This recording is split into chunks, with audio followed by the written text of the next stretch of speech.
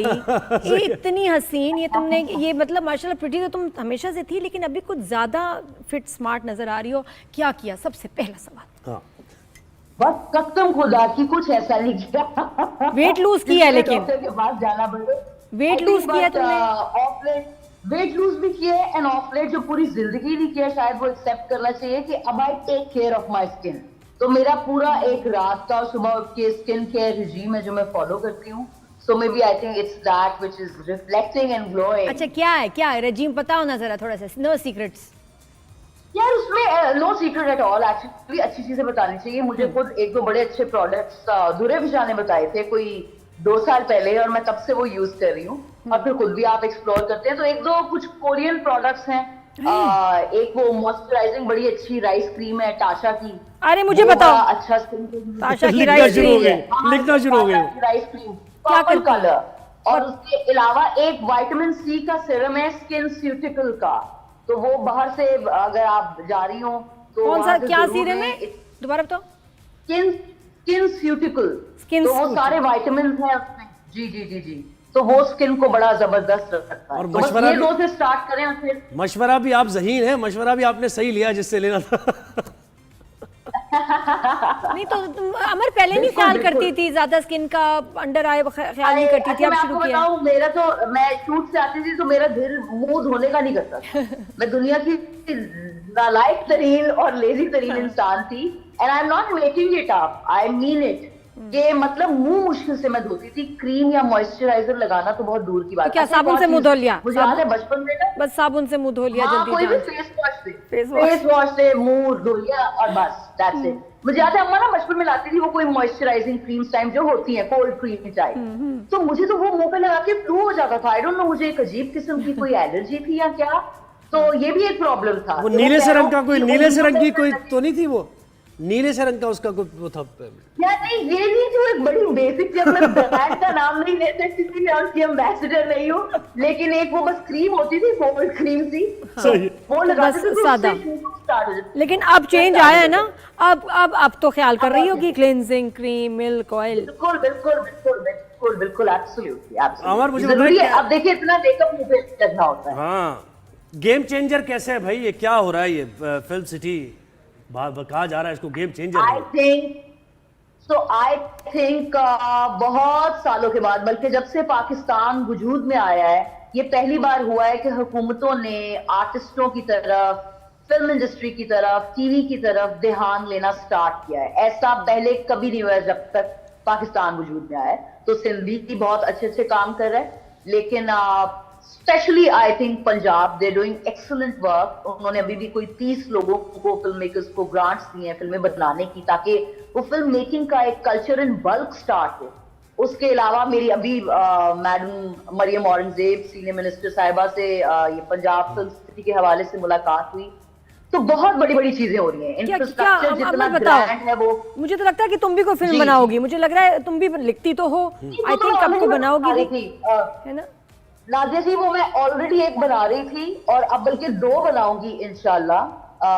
एक इन्हीं के तवस्सुस से, पंजाब फिल्म का जो है उसके तवस्सुस से, और एक मेरी जाती एक अपनी है जो मैं किसी के साथ ये 30 मिलके फिल्म एक मेकर्स बना कहाँ रही से आ गए हूँ। अमर एकदम से?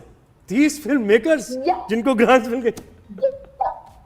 यार अच्छा, मुझे ऐसा लगता है ये बहुत अच्छी बात है कि जो लॉलीवुड के पीक के दौर के भी डायरेक्टर्स थे, उन्हें भी ये मौका मिला है। पहले तो हम वो गिने चुने 4-5 नाम ही देख रहे थे ना, वो ज्यादातर कराची के ही थे। हाँ। क्योंकि रनिंग इंडस्ट्री ही कराची में है, तो पंजाब बहुत बेचारा बैठ गया था। क्योंकि वहां से इवन मैं अगर आपको बताऊं, मैंने ये बात उस दिन उन्हें भी बताई कि हम सारे पंजाब के आर्टिस्ट हिजरत करके आए कराची, और कराची ने बेनियाज नवाजा, तो ये कराची की मेहरबानी। और इट्स सो गुड कि जो लोग वहां रह गए हैं, जिनके पास इतनी देर तक काम नहीं था, अब पंजाब में पूरी की पूरी फिल्म सिटी बन रही है, जहाँ पे प्रोडक्शन लैब्स होंगे, जहाँ पे तो ये आप क्या शूट होगा? कर सकते हैं, जहाँ अमर पे मुझे वही बताओ कि इससे हमारे ड्रामाज में और फिल्म्स में क्या बेहतरी आएगी? ऑलरेडी बहुत अच्छे ड्रामे बन रहे हैं, मुझे लगता है बल्कि एडवर्टाइजिंग का प्रॉब्लम है कि स्पॉन्सर्स कम है, बट इससे क्या फायदा होगा कि नेक्स्ट लेवल पे हमारा ड्रामा फिल्म कैसे जाएगा?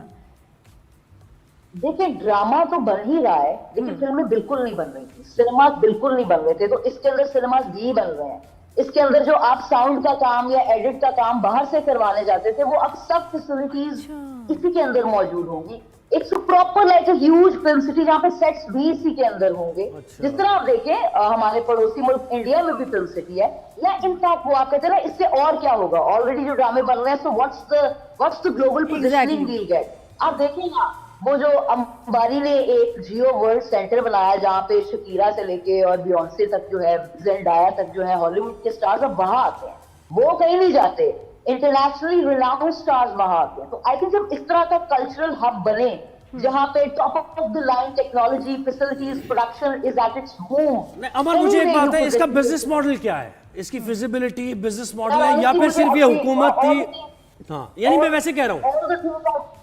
जी, all the things are being made, all the things are still in pipeline, all the things are still being, they're calling a lot of filmmakers, they're calling a lot of producers, distributors, channel people to pour in all the inputs and then make a, a final model. Private sector भी है planning stage में।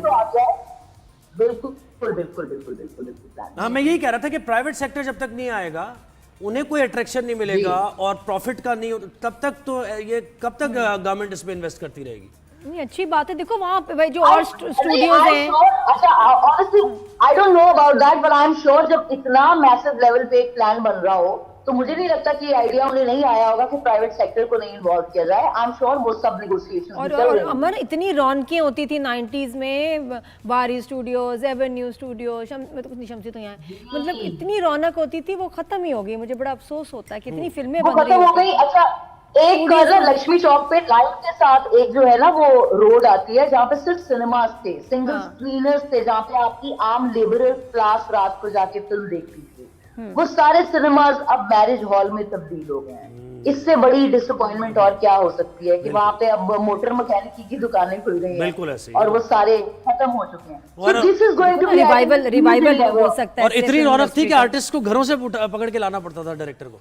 हाँ जी, है ना, इतने busy थे artist. हाँ, एक टाइम पे 90s आर्टिस्ट तो जा ही नहीं पाता था। ये तो अब आर्टिस्ट हर जगह मुंह उठा के पहुंच जाता है। पहले तो आर्टिस्ट मतलब वहाँ शूट चल रहा है, सब चीज लगी हुई है और आर्टिस्ट को घरों से लेके आ रही है। अच्छा, अभी अमर ये बताओ मुझे ड्रामे के बारे में बताओ। It's such a big production और बड़ा सब इंतजार करें। मिट्टी दे बावे, वहाज, माहिरा, योरसेल्फ, इतना बड़े मैंने बहुत ज्यादा बता दिया तो अगर मैंने बहुत ज्यादा बता दिया तो मेकर्स मेरा कत्ल कर देंगे। लेकिन ऑलरेडी मैं बड़ी हैरान हूँ कि लोगों के पास बड़ी वो गॉसिप है, बड़ा टी है जो ऑलरेडी सर्कुलेट कर रहे हैं। But I think what's already there and what I can tell is कि it's one of the signature massive projects. इस वक्त का I think सबसे expensive project है टीवी का और we have the biggest stars Wahaj, Mahira.